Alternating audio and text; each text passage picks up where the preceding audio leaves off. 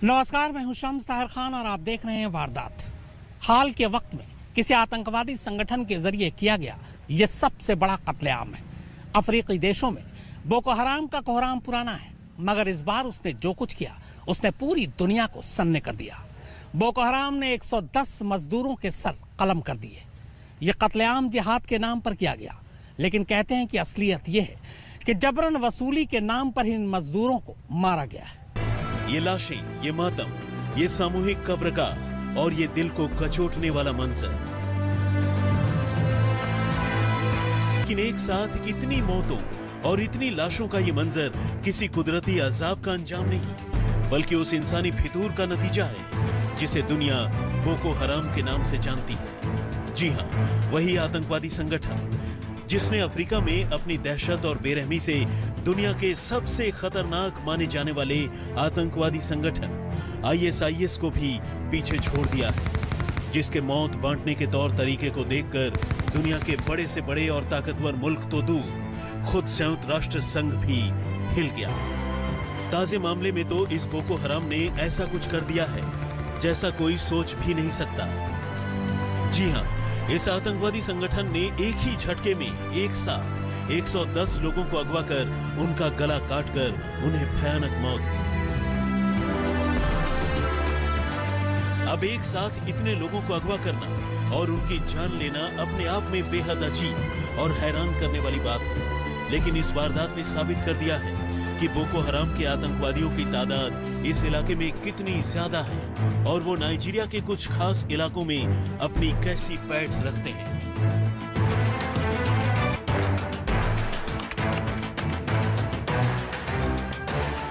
कुछ छिटपुट वारदातों को छोड़ दें तो शुक्रवार की रात तक इस इलाके में जिंदगी आम दिनों की भांति चल रही थी, लेकिन जैसे ही शनिवार की सुबह सूरज की रोशनी जमीन तक पहुंची, बाइक पर आए बोको हराम के आतंकियों ने कोहराम मचा दिया। सैकड़ों आतंकियों ने जाबरमारी गांव में धान के खेतों में काम करने वाले मजदूरों को अगवा किया और फिर उनके हाथ पांव बांधकर उनकी हत्या कर दी। इनमें से ज्यादातर मजदूरों की हत्या ठंडे दिमाग से गला काट कर की गई। पहले आई खबर के मुताबिक मरने वालों की तादाद 30 बताई गई, लेकिन जल्द ही यह आंकड़ा 42, फिर 70 और आखिर इस सबसे बड़ी वारदात में 110 से ज्यादा बेगुनाह लोग आतंकियों के हाथों मारे गए। सूत्रों की माने तो आतंकियों ने जिन लोगों की जान ली, उनके परिवारों की महिलाओं और लड़कियों को भी अगवा कर लिया। बाद में इस भयानक वारदात पर मुहर लगाते हुए संयुक्त राष्ट्र के ह्यूमन कोऑर्डिनेटर एडवर्ड कलोन ने 110 लोगों के कत्ल की पुष्टि की। उन्होंने कहा कि यह इस साल नागरिकों पर हुआ इस आतंकी संगठन का सबसे भयानक और सबसे बड़ा हमला है। स्थानीय प्रशासन ने मरने वाले मजदूरों में से ज्यादातर की पहचान सोकोटो, जिन पर किसी का जोर नहीं है, वो जब चाहे जिसे चाहे अगवा कर ले जाते हैं और उसे अपने हिसाब से सजा देते हैं। किसी पर कोड़े बरसाए जाते हैं, किसी के हाथ पांव काटे जाते हैं, तो किसी की जान ही ले ली जाती है। इस भयानक नरसंहार के बारे में सूत्रों का कहना है कि इसके पीछे जबरन वसूली का गणित छिपा है। असल में इन आतंकवादियों ने खेत मजदूरों से हमेशा की तरह उगाही करने की कोशिश की थी, जिसका कुछ मजदूरों ने विरोध किया था और इसके बाद बदले के तौर पर आतंकवादियों ने इन लोगों को अगवा कर उनकी। सलाफी समुदाय के धर्मगुरु मोहम्मद यूसुफ ने करीब 20 साल पहले बोको हराम का गठन किया था। मकसद था लोगों को सही रास्ते पर ले जाने का, लेकिन बाद में इससे जुड़े लोग उन लोगों के दुश्मन बन गए जो उनकी बात नहीं मानते थे।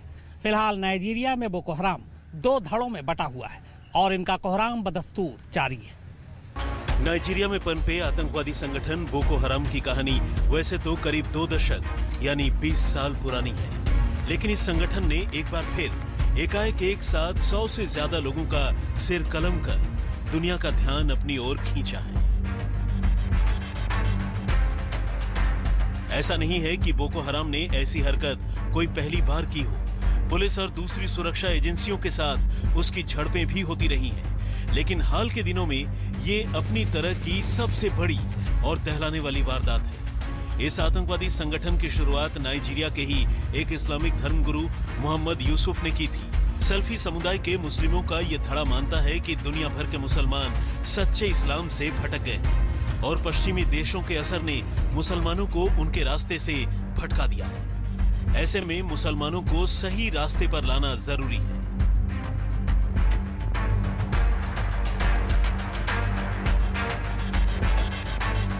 कुछ इसी सोच के साथ यूसुफ ने 2002 में जमातु अहले सुन्ना लिद्दा अवाती वल जिहाद नाम के एक संगठन की शुरुआत की थी। अरबी में इसका मतलब था पैगंबर मोहम्मद की शिक्षाओं और जिहाद के प्रचार प्रसार के लिए समर्पित लोग। बाद में इसी संगठन का छोटा नाम पड़ा बोको हराम।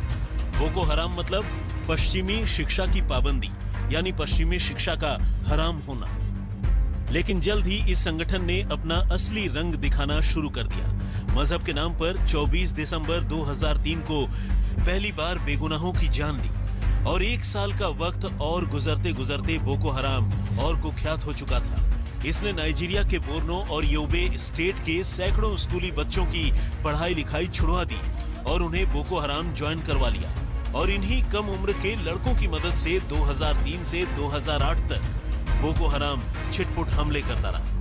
पुलिस वालों से उनके हथियार लूटना और धर्म के नाम पर लोगों को सताना, उनका कत्ल करना उसकी आदतों में शामिल हो चुका था। लेकिन अब तक तो बोको हराम नाइजीरिया तक ही सीमित था। 14 अप्रैल 2014 को उसने जो कुछ किया, उसने बोको हराम को दुनिया की नजरों में ला दिया। नाइजीरिया के चिबुक के एक गर्ल्स हॉस्टल में सोई हुई लड़कियों को बोको हराम के आतंकवादियों ने हथियारों के दम पर अगवा कर दिया और करीब 300 लड़कियों को ट्रकों में ठूंसकर अपने साथ ले गए। बोको हराम ने इन बच्चियों के बदले अपने साथियों की रिहाई की मांग रखी और देखते ही देखते ये खबर पूरी दुनिया में फैल गई और इसी के साथ बोको हराम का नाम दुनिया के लोगों को बोको हराम के आतंकियों और पुलिस की झड़प हुई। पुलिस ने छापेमारी की शुरुआत की और जल्द ही इसका सरगना मोहम्मद यूसुफ पकड़ा गया, जिसे बाद में पुलिस ने ढेर कर दिया। यूसुफ को मारने के बाद उसके संगठन के करीब 800 से ज्यादा लोगों का नाइजीरियाई पुलिस ने सफाया कर दिया। सैकड़ों लोग गिरफ्तार किए गए। इसके बाद बोको हराम कुछ महीनों तक तो शांत रहा, लेकिन जब लौटा तो पहले से भी ज्यादा खौफनाक बनकर। यूसुफ के बाद संगठन की कमान उसके डिप्टी अबू बकर शिकाऊ ने संभाली। उसने आतंकियों से बमबारी, टारगेट किलिंग, चलती गाड़ियों से गोलीबारी, फिदाइन हमलों के लिए उकसाने के साथ साथ लोगों को लाइन से खड़ा कर उनके सिर कलम करने की शुरुआत की। लेकिन 26 अगस्त 2011 को तो मानो उसने हद ही कर दी। बोको हराम का एक फिदाइन विस्फोटकों से भरी एक गाड़ी लेकर नाइजीरिया की राजधानी अबुजा में मौजूद संयुक्त राष्ट्र के कंपाउंड में घुस गया। इस धमाके में करीब 23 लोग मारे गए और 80 से भी ज्यादा जख्मी हो गए। 2015 की शुरुआत में बोको हराम ने ISIS के साथ हाथ मिला लिया। अब तक ये नाइजीरिया के अलावा चाड, कैमरून, माली, निगर जैसे देशों में फैल चुका था। अब ये आम मुसलमानों को भी निशाना बनाने लगे। इनकी सीधी सोच थी कि जो उनकी बात नहीं मानता वो उनका दुश्मन है। शिकाऊ ने इसके बाद कई बार स्कूली बच्चियों को अगवा किया, बच्चों और महिलाओं का गला काटकर उसके वीडियो इंटरनेट पर डाले। लेकिन बाद में शिकाऊ से ISIS के मतभेद हो गए और ISIS ने बोको हराम का तख्ता पलट करवा दिया। अब यूसुफ का बेटा अल बरनवी बोको हराम का मुखिया बन चुका था। बस इसके बाद शिकाऊ और बरनवी के बीच आपस में टकराव शुरू हो गया। फिलहाल हालत यह है कि बोको हराम अलग अलग गुटों में नाइजीरिया और आसपास के देशों में बेगुनाहों पर कहर बरपाता घूम रहा है। शासन और सरकार इन आतंकियों से टकराने और उन्हें सबक सिखाने की बात तो करती है, लेकिन जिस तरह बोको हराम ने फिर से 100 से ज्यादा लोगों की एक साथ जान ली है, वो इस बात का सबूत है कि उन पर फिलहाल किसी का जोर नहीं। आज तक ब्यूरो। बोको हराम का वो खूंखार कमांडर जिसके सर पर $7 मिलियन का इनाम रखा है, अबू बकर शिकाऊ। कुछ लोग उसे छलावा कहते हैं, कुछ बहरूपिया और कुछ खूंखार कमांडर। अमेरिका ने उसके सर पर $7 मिलियन यानी करीब 420 करोड़ रुपए का इनाम रखा है। नाइजीरिया के एक बड़े हिस्से पर उसी का कब्जा है और उसी की हुकूमत चलती है। अबू बकर अल शिकाऊ, उम्र 35 से 45 साल के बीच, काम बोको हराम का मुखिया। यही वो शख्स है जो पिछले कई सालों से नाइजीरिया में हो रहे कत्लेआम के लिए जिम्मेदार है। नाम है अबू बकर शेकाउ उर्फ दारुल तौहीद उर्फ अबू बकर शिकवा उर्फ इमाम अबू बकर शिकू उर्फ अबू मोहम्मद अबू बकर बिन मोहम्मद अल शकवी अल मुस्लिमी बिश्को। हैवानियत के खेल में ये ISIS के सरगना अबू बकर अल बगदादी से भी 2 कदम आगे है और बगदादी की तरह ही इसका भी एक ही सपना है, और वो ये कि नाइजीरिया और उसके आसपास के देशों को इस्लामिक स्टेट बनाना। 2009 में जब से शेकाउ बोको हराम का सरगना बना है, तभी से उसके आतंकवादियों ने दरिंदगी की हदें पार कर दी। पिछले कई सालों से ये शख्स नाइजीरिया की हुकूमत के लिए सबसे बड़ा सिरदर्द बना हुआ है। इसी के इशारे पर बोको हराम के लड़ाकों ने पिछले कुछ महीनों में नाइजीरिया के अलग अलग शहरों में कई हमले किए, कई शहरों को जला दिया है और हजारों लोगों की इन्होंने जान ली है।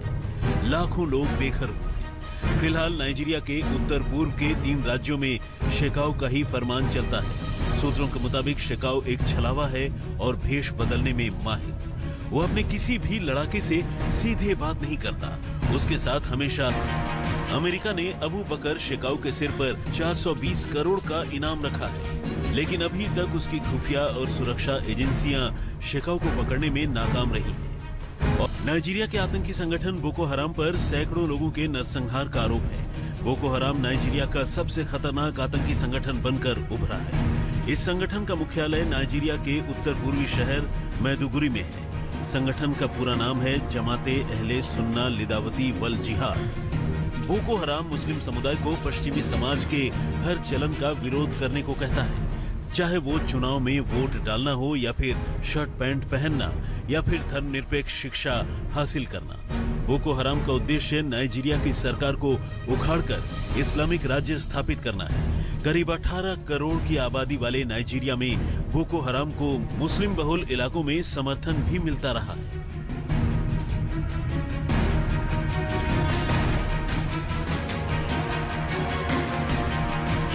नाइजीरिया में बोको हराम की हिंसा के पीछे एक बड़ी वजह यह भी है कि नाइजीरियाई सेना के पास अत्याधुनिक हथियारों की कमी है। उसके पास बुनियादी प्रशिक्षण का अभाव है, जबकि बोको हराम के आतंकवादियों के पास कहीं बेहतर हथियार और प्रशिक्षण हासिल है। बोको हराम आतंकी संगठन ने 2002 से 2013 के बीच करीब 10,000 लोगों की हत्याएं की हैं। अमूमन ये संगठन खास अंदाज में नरसंहार को अंजाम देता है। इसके लड़ाके मोटर बाइक पर आकर संगठन का विरोध करने वाले पुलिस अधिकारियों और राजनेताओं की हत्या करते हैं। संगठन की आलोचना करने वालों के अलावा ये मुस्लिम धर्मगुरुओं को भी निशाना बनाने लगे हैं।